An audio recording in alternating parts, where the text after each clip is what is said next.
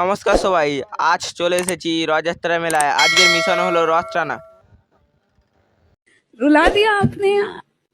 एक आदमी में इतना टैलेंट कैसे होता है?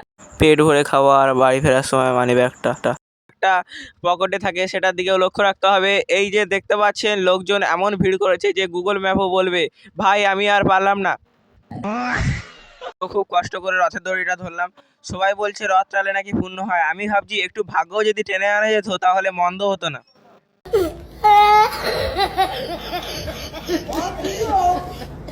এদিকে রথ টানা তো চলছে, শীতকার গন্ধে মন বলছে খা, আর পকেট বলছে দাদা একটু ভাবুন। चुप एक एक आवाज नहीं निकली चाहिए। তারপর মেলা আসলে কেউ না কেউ বলবে একটা ছবি তুলে দাও দাদা। তারপর দেখা যাবে আমি নিজেই সেই ছবিতে নেই।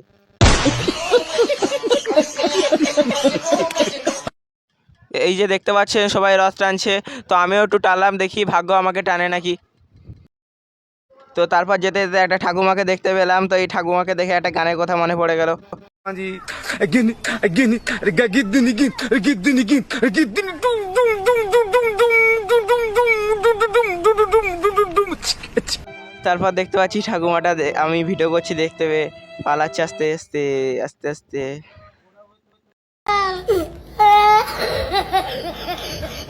অবশেষে পৌঁছে গেলাম জগন্নাথ দেবের মাসির বাড়িতে। চলুন এবারে একটু প্রসাদ খাওয়া যাক, কিন্তু প্রসাদ খেতে গিয়ে দেখি অনেক লাইন, তাই জন্য আর খেলাম না, চলে আসলাম আবার।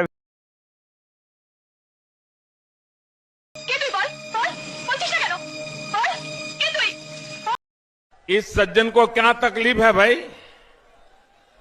क्या तकलीफ है इनको?